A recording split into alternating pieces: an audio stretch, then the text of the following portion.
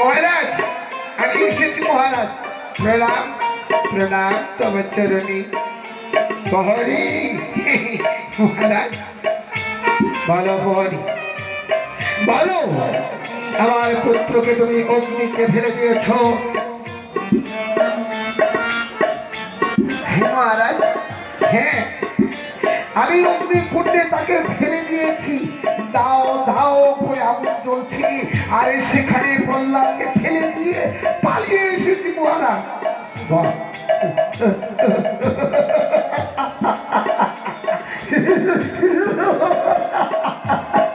হ্যাঁ, এবারে দেখবো কেমন করে প্রহ্লাদ রক্ষা পায়। হ্যাঁ, ভালো করে পাহারা দাও, রাজ্যে যেন কেউ প্রবেশ করতে না পারে। আমি একটু বিশ্রাম করবো। ঠিক আছে ঠিক আছে মহারাজ, আমি পাহারা দিচ্ছি।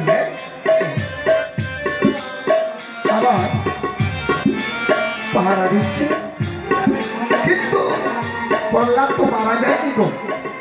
গোবিন্দ আমার ঘাটে ঘাটে বিপদ থেকে রক্ষা করেছি। প্রহ্লাদ আমার ছুটে চলেছি হরিনাম গাইতে গাইতে, কৃষ্ণ নাম গাইতে গাইতে, তাই লোকিত করে আমার ভাবি বলেছি হরে কৃষ্ণ কৃষ্ণ কৃষ্ণ হরে হরে, হরে রাম হরে রাম, রাম রাম হরে হরে, কৃষ্ণ হরে কৃষ্ণ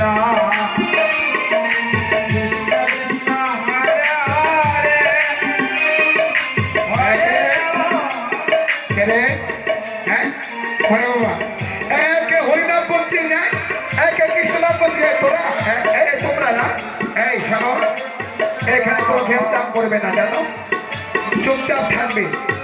হরিনাম শ্রবণ করতে এসেছো, শ্রবণ করবে চুপচাপ, কোনো ঘেমতাম করবে না। একে হরিনাম গাইছি। হ্যাঁ, কে গাইছে? একই হরে বাবা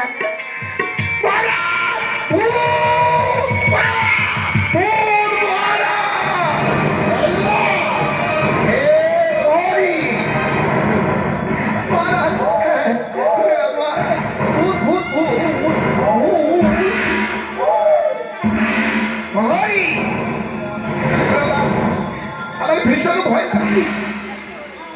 কি হয়েছে মহারাজ? মহারাজ প্রহ্লাদকে আমি অগ্নিকুণ্ডে ফেলে দিয়ে এসেছি, আবার দেখুন না ভূত হয়ে এসেছে। না দেখি দেখি কে, এই ছেড়ে দাও। এই প্রহ্লাদ তোকে না অগ্নিকুণ্ডে ফেলে দিয়েছিল, আবার ফিরে এলি কেমন করে? বল কে তোকে বাঁচিয়েছে? বল বল তোকে কে বাঁচিয়েছে? বাবা আমাকে শ্রী হরি বাঁচিয়েছে, আমাকে গোবিন্দ বাঁচিয়েছে, আমাকে শ্রীকৃষ্ণ বাঁচিয়েছে। কি শ্রীকৃষ্ণ বাঁচিয়েছে? আর এত বড় ক্ষমতা তার, সে কিনা বিষ পান করেও তাকে ভালো করতে পারে, যে কিনা অগ্নিকুণ্ড থেকেও তোমাকে রক্ষা করতে পারে না, এ আমি বিশ্বাস করি না। দেখি এবার তোকে কে রক্ষা করে আমার হস্ত থেকে। তবে বল হরি নামে ছাড়বি কিনা, কৃষ্ণ নামে ছাড়বি কিনা? বল ছাড়বি কিনা, হরি নামে ছাড়বি কিনা? বল বল না।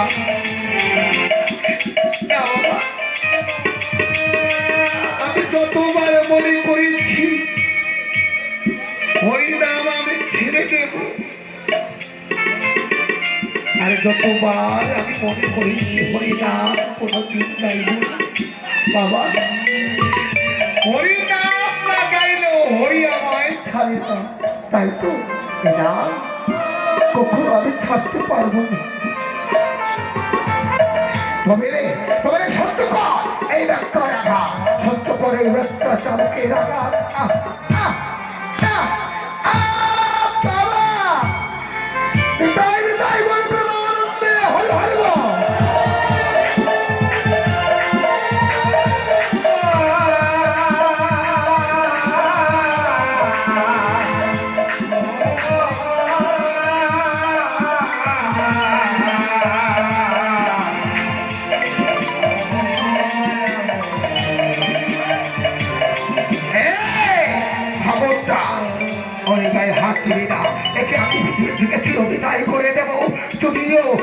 যেমন করে হোক না কেন এবার দেখো তোমাকে রক্ষা করে